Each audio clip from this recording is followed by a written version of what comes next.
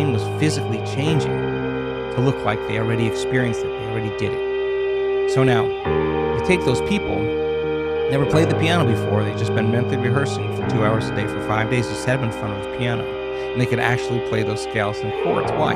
Because they primed their brain for that behavior. So then if you're going to prime your brain for a new behavior, whether you're the CEO of a company, whether you're a parent, whether you're learning something, the more you rehearse it mentally, the more you prime your brain and body for the act. So you could actually practice rehearsing how you're going to change in your life. And if you keep doing it enough times, your behaviors will match your intentions automatically because you have the mind installed to do it. If you don't have the mind installed to do it, you'll go back to the same past behavior. So I play through that scenario of making the decision differently. Exactly. And rehearse it in your mind until it feels right. Until you feel like I could actually do that. And go from start to finish without losing your attention. And so that it gets easier each time you do it. It makes sense, then you'll actually do it. And then if you said, okay, enough of this guilt. I've felt enough of it. I don't like feeling that way. I could actually break the conditioning of that emotion in my body. Can I condition my body? Can I teach my body to feel something differently? What would be the feeling that I want to feel if I was able to do it? Would it be worth? Would it be self-love? Would it be freedom? Would it be joy? Let me teach my body emotionally what a future could actually feel like before it happens. If you keep doing it over and over again, you're going to start making more of those chemicals. And it's going to become easier for you to do it. It's going to become familiar to you. And that's exactly what meditation is, to become familiar with an old self, to know thyself. Become so conscious of that unconscious self that you don't go unconscious to that self. And how many times do we have to forget? Until we stop forgetting and start remembering. That's the moment of change. What thoughts do I want to fire and wire in my brain? Let me become familiar with those. What behaviors do I want to demonstrate? What would greatness do? What would love do? And actually rehearse a greater way. Rehearse it enough times so that you would actually step into that footprint. Teach your body emotionally that there's another way to feel. Do it over and over again to become familiar to you. And so the model of change is unlearning the old. It's breaking the habit of the old self and reinventing a new self. It's pruning synaptic connections and sprouting new connections. It's unfiring and unwiring, refiring and rewiring, deprogramming, reprogramming, losing your mind and creating a new one, unmemorizing emotions that have been stored in the body and then reconditioning the body to a new mind and to a new emotion. Turns out if you teach people how to do that, in 7 days you can see very profound biological changes if they immerse themselves into the experience. And what do those biological changes look like? Well, so we run week-long events around the world. And I think it's so important to do events in person with community because it's a flock, it's a herd, it's a school, it's a collective. And so that exact process in 7 days, we take people through a very immersive experience. We do functional brain scans or fMRIs or quantitative EEGs before they start the event. And then at the end of 7 days, we look at their brains at the end of 7 days. And there are dramatic changes in the way their brain works, very significant changes. Some of them are really outstanding changes.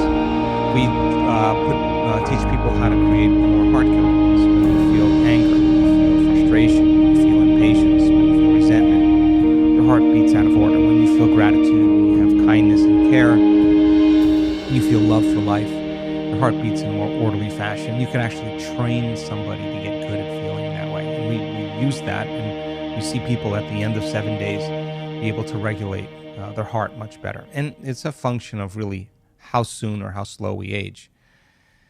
We take blood and we measure 2,882 different metabolites in a person's blood.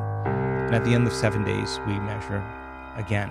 And I can tell you that if you're a novice meditator, really never meditated before, kind of your first event, and you go through that 7-day process, at the end of 7 days, there's so many biological changes that are taking place in the collective, in the community, not just one, not just two, the majority of people, I mean a significant majority of people, suggesting that their body literally is living in a new environment, in a new life. And there are chemicals in their bloodstream in terms of information that wasn't there prior to the event.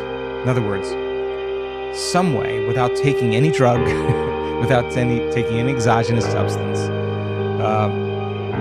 without changing their diet, without changing their lifestyle in any other way except going through this process, eating the same foods that they typically eat, that at the end of 7 days, there's chemistry, there's biology that suggests that somehow their biology is changing significantly.